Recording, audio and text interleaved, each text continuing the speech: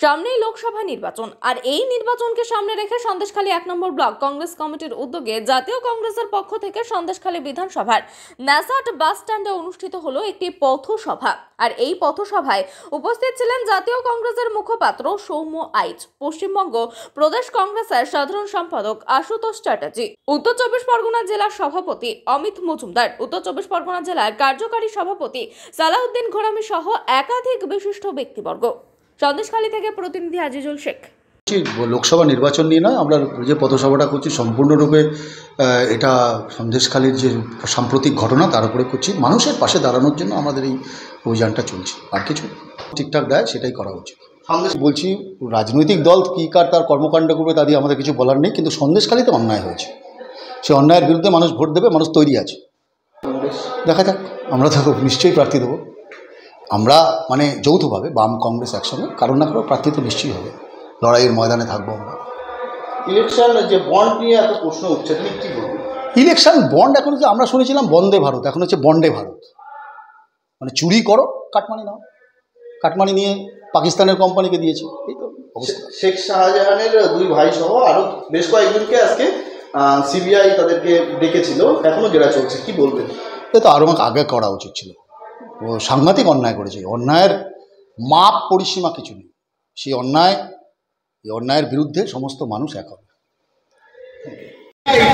আমরা সংখ্যায় কম হতে পারি, আমাদের অর্থ কম হতে পারে, কিন্তু প্রত্যয় অনেক বেশি। দেশ করার কাজে আমরা একটা আব্দুল গফফর খান তৈরি করেছিলাম মহাত্মা গান্ধীর সাথে। এই দেশ আমার, এদেশ সবার। আজকে যারা মনে করছেন, যে সমস্ত সংখ্যালঘু ভাই বোনেরা মনে করছেন মমতা বন্দ্যোপাধ্যায় তৃণমূল কংগ্রেস বিজেপির বিরুদ্ধে লড়বে, তাদেরকে জানিয়ে যেতে চাই, এরা কারণ নয়, এরা ভারতবর্ষের একটা দল তৃণমূল কংগ্রেস।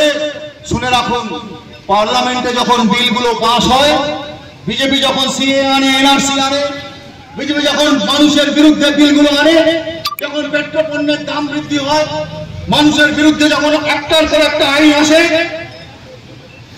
গত 10 বছরে 69টা বিল। আমি জিজ্ঞাসা করি তৃণমূলের বন্ধুদের, এখানকার তৃণমূলের এমএলএ, আপনি বলুন কেন গত 10 বছরে 69টা বিল পার্লামেন্টে আপনার বিরোধিতা করেননি? হয় পালিয়ে গেছেন, নাহলে অ্যাবসেন্ট থেকেছেন। উত্তর দিতে পারবেন? বিজেপি মানে তৃণমূল, তৃণমূল মানে বিজেপি। আশুতোষ বলছে না, রাশদি বলছে না, সালাউদ্দিন ঘোরামি বলছে না, অমিত মজুমদার বলছে না।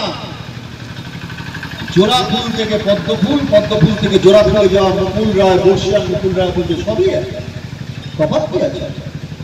তাই তো অর্জুন সিংয়ের 5 মিনিট সময় লাগে না দল বদল করতে। এরা জামা কাপড় কম বদল করে, দল বদল বেশি করে। জামা কাপড় কম বদল করে, দল বদল বেশি করে। সকালে বিজেপি, বিকেলে তৃণমূল। নির্লজ্জ বেহায়া একটা দল, দুটো দল তাদের লোককে নিতেও তাদের ঘেন্না করে।